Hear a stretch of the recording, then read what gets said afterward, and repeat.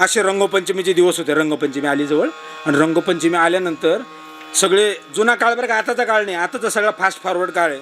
आताचे रंगही असे निघालेत ते पूर्ण रंगपंचमी होऊन पुढचे रंगपंचमी येते तर हाताचा कलरच निघत नाही. तो चायना कलर जातच नाही ते.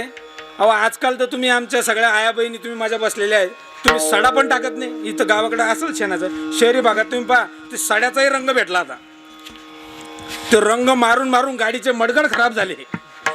ते कारण पहिले कसं सडा असा एकदम व्यवस्थित हलक्या हाताने टाकायचे, आता टाकणारी सकाळी लवकर उठावं लागलं म्हणून गाड्या सगळ्या खराब. आजकाल हायब्रिड जमाना. जुन्या काळामध्ये रंगपंचमी असली की सगळे मित्र मित्र एकत्र यायचे आणि रंग बनवायला जायचे. आणि रंग कशाचं बनवायचे तुम्ही सांगायचं बाबा, सांगा कशाचा रंग बनवायचे? पोरं, लहान पोरं फुलाचा, पळसाच्या फुलांपासून रंग बनवायचे. मग काय केलं, एका पोरानं रंग बनवला, रंगपंचमी होती म्हणून. आणि जुन्या काळात त्यानं तो रंग बनवला, नेमका भरून ठेवला.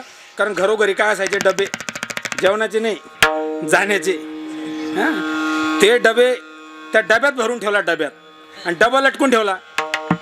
जिथं डबे ठेवतात तिथं जागे आहे ना, तुम्ही सगळे जागे आहे ना, डबा लटकून ठेवला. त्या घरात एक आजोबा होते. आता मला सांगा, तुमच्या प्रत्येकाच्या घरी सगळ्यात पहिले कोण उठतं बरं? सकाळी सगळ्यात पहिले कोण उठतं?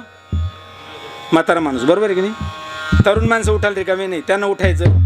सगळ्यात पहिले कोण उठतं? म्हातारा माणूस. रंगपंचमीचे दिवस त्याने रंग भरून ठेवला डब्यात.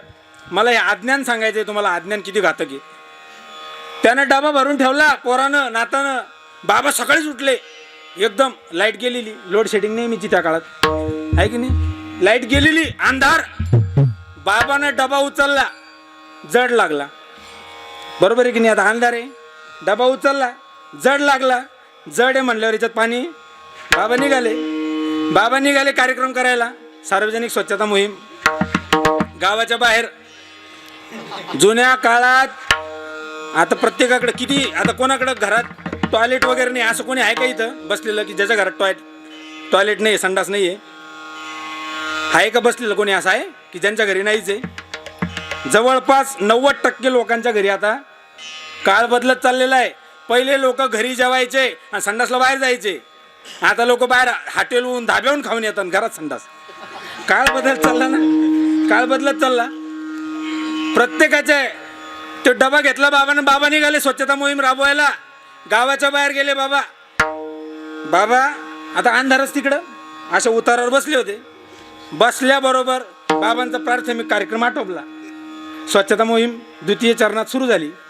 सुरू झाल्यावर बाबानं जशी स्वच्छता मोहीम राबवली तसा एक रक्ताचा ओघळ. बाबानं जसा पाहिलं रक्ताचा ओघळ, बाबा म्हणे अरे देवा, मग कोटा फुटला. बाबा तिथंच आडवे. बाबाला कसं तरी कोणातरी उचलून घरी आणलं, अंगणात बाजीवर टाकलं. बाबा म्हणे कोटा फुटला.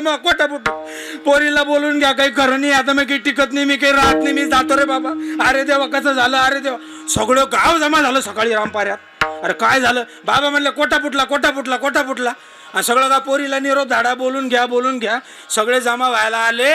सगळं करता उजाडलं, सगळं गाव जमा झालं. तितक्यात ते पोरग रडत उठलं. म्हणलं मग रंग कुठे गेला? बाबा म्हणे कुठं होता? म्हणे डब्यात ठेवला होता. म्हणे उठा. म्हणले काय होत नाही मला, दिली एक ठेवून त्याला. तुला वाटतं म्हणे काय? मला सांगा, बाबांनी पाहिला काय? रंग. बाबाला वाटलं काय? रक्त. ते काय होतं? हे अज्ञान आहे. आणि अज्ञानात आपण अडकलो म्हणून दुःख आहे. हे अज्ञान बाजूला करा. एकदा अज्ञान बाजूला झालं की मग नामस्मरणाचं तुम्हाला महत्व कळलं. कारण नामस्मरणाशिवाय जीवनात तरणोपाय नाही.